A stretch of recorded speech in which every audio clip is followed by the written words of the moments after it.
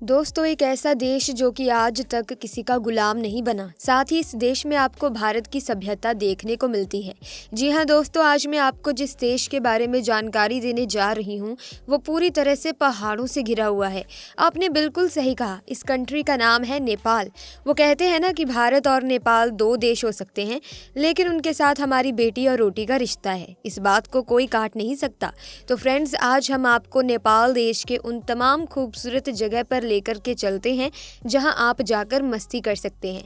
साथ ही आपको ये भी बताएंगे कि क्यों नेपाल का रेड लाइट एरिया है इतना पॉपुलर, जहां खुलेआम सब कुछ होता है। बिल्कुल सही समझे आप लोग। दोस्तों, वीडियो को बिना स्किप किए लास्ट तक जरूर देखेगा।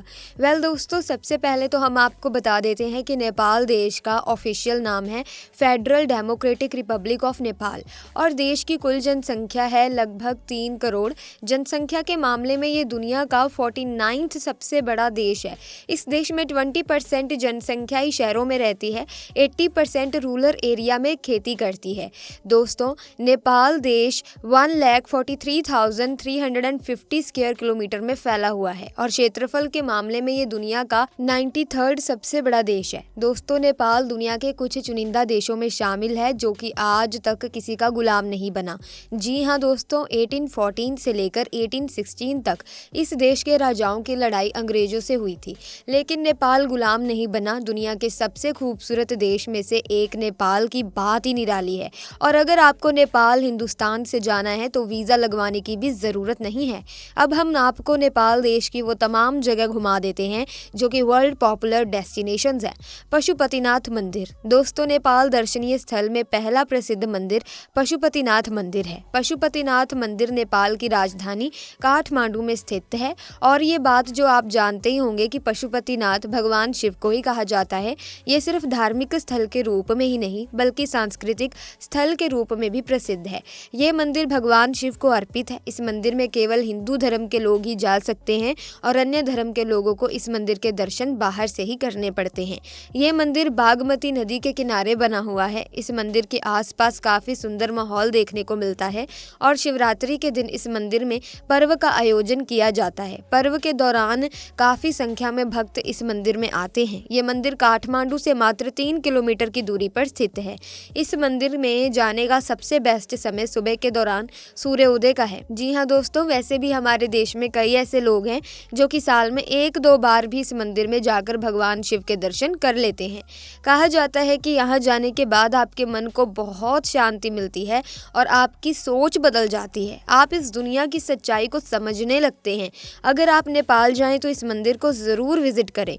मुक्तिनाथ मंदिर। दोस्तों, मुक्तिनाथ मंदिर नेपाल दर्शनीय स्थल का एक और देखने लायक स्थल है। मुक्तिनाथ घाटी में ये मंदिर स्थित है। ये मंदिर भगवान विष्णु को अर्पित है। दोस्तों, इस मंदिर में शालिग्राम शिला यानी कि शालिग्राम पत्थर की पूजा की जाती है।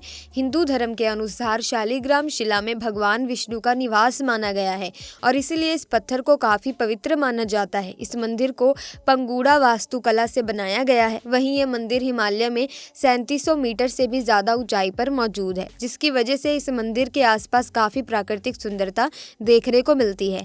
यहाँ की तीर्थ यात्रा करना थोड़ा मुश्किल है क्योंकि इस क्षेत्र की यात्रा में हिमालय क्षेत्र की बड़ी पर्वत श्रृंखलाओं को पार करना होता है। काठमांडू शहर। दोस्तों, काठमांडू शहर नेपाल दर्शनीय स्थल की शोभा को बढ़ाता है। नेपाल की राजधानी काठमांडू में शाम के समय सैर करने का एक अलग ही आनंद आता है।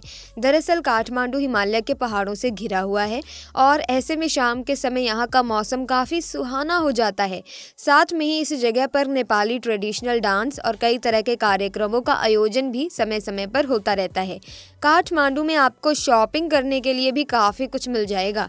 काठमांडू नेपाल का बेहद ही खूबसूरत शहर है। दोस्तों, साथ ही इस शहर में आप सनराइज का भी मजा ले सकते हैं। कहा जाता है कि सुबह सुबह जब धूप खिलती है तो यहाँ का नज़ारा बेहद खूबसूरत होता है। साथ ही अगर आपको नेपाल खाने का शौक है और यहाँ के खाने का स्वाद लेना चाहते हैं तो आपको एक से बढ़कर एक यहाँ रेस्टोरेंट भी मिल जाएगा।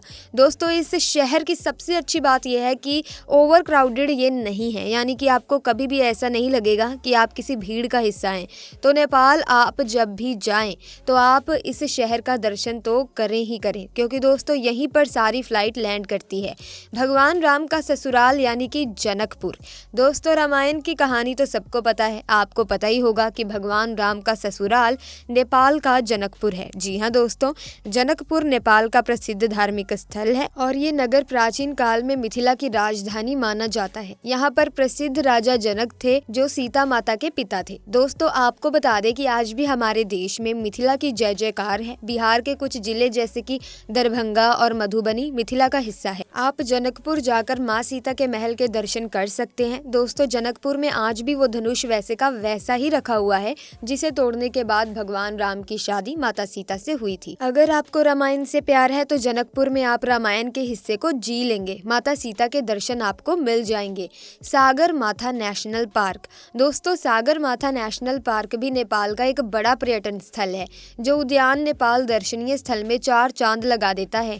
सागर माथा नेशनल पार्क बेहद ही सुंदर जगह है और इस उद्यान से माउंट एवरेस्ट को भी देखा जा सकता है। जो लोग माउंट एवरेस्ट नहीं जा सकते वे लोग सागर माथा राष्ट्रीय उद्यान से माउंट एवरेस्ट को देख सकते हैं। इस पार्क में आपको कई तरह के पक्षी और जानवर देखने को मिल जाएंगे।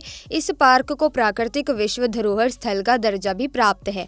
वाकई में ये बहुत ही खूबसूरत जगह है और इस जगह पर जाकर आपको बहुत मजा आने वाला है। वैसे भी दोस्तों जो भी नेपाल के दर्शन करने निकलते हैं वो सागर माथा नेशनल पार्क तो आते ही आते हैं। आप भी जरूर जाइएगा। पोखरा। दोस्तों पोखरा नेपाल दर्शनीय स्थल का एक और प्रसिद्ध दर्शन स्थल है। पोखरा शहर के पास ही फेवा झील स्थित है और झील के चारों ओर काफी सुंदर और शांत वातावरण है। जो भी लोग नेपाल घूमने के लिए जाते हैं वो पोखरा जरूर जाते हैं। पोखरा नेपाल का दूसरा सबसे फेमस शहर है और इस जगह पर झील के अलावा कई सारे मंदिर भी हैं। साथ ही यहाँ की शाम बहुत ही खूबसूरत मानी जाती है। तभी कहा जाता है कि अगर आप नेपाल गए हैं तो एक शाम आप पोखरा के लिए भी रख लीजिए। जी हाँ दोस्तों, यहाँ आपको नेपाल की ट्रेडिशनल लाइफस्टाइल देखने को मिल जाती है। यहाँ के होटल में रहने से लेकर यहाँ का खाना पीना सब नेपाली स्टाइल का है। यहाँ आप नेपाल को जी लेंगे। लुम्बिनी। दोस्तों गौतम बुद्ध की जन्म स्थली लुम्बिनी दुनिया भर के बौद्ध अनुयायियों का तीर्थ स्थल है। ये स्थान भारत नेपाल सीमा से कुछ ही दूरी पर स्थित है। रूमी नंदोही गांव ही लुम्बिनी गांव है। सम्राट अशोक के स्मारक स्तंभ के लिए जाने जाने वाला ये स्थल यूनेस्को की विश्व विरासत सूची में भी शामिल है। सम्राट अशोक ने इसे अपनी नेपाल यात्रा की स्मृति में बनवाया था। यहाँ का प्रमुख आकर्षण केंद्र 8 वर्ग किलोमीटर में फैला हुआ बाग है। इसके अलावा माया देवी मंदिर भी तीर्थ यात्रियों के बीच खासा लोकप्रिय है। इसमें गौतम बुद्ध की मां माया देवी की मूर्ति है। माया देवी इस मूर्ति में गौतम बुद्ध को जन्म देती हुई दिखाई गई हैं। कहा जाता है कि यहाँ जाकर आप जो भी मन्नत मांगते हैं वो पूरी जरूर होती है और शायद यही वजह है कि लुम्बिनी में भारी संख्या में लोग आते हैं। दोस्तों देवघाट धाम। दोस्तों देवघाट धाम भी नेपाल के प्रमुख पर्यटन स्थलों में से एक है। देवघाट धाम काली गंडकी और त्रिशूली नदी के संगम पर स्थित है। मकर संक्रांति के दौरान हिंदू धर्म के अनुयायी बड़ी संख्या में यहाँ आते हैं। इस दिन श्रद्धालु पवित्र नदी में डुबकी लगाते हैं। इसके अलावा यहाँ पर घूमने लायक कई ऐतिहासिक स्थल भी हैं। तो आप अगर कभी भी नेपाल घूमने जाएं तो यहाँ पर भी आप जरूर घूम कर आएं। इसी के साथ दोस्तों उम्मीद करती हूँ वीडियो आपको अच्छी लगी होगी। अगर हाँ तो इस वीडियो को लाइक करें, शेयर करें, चैनल को सब्सक्राइब करके बेल आइकन को प्रेस कीजिए ताकि नए वीडियोस की अपडेट आपको मिलती रहे। Thanks for watching.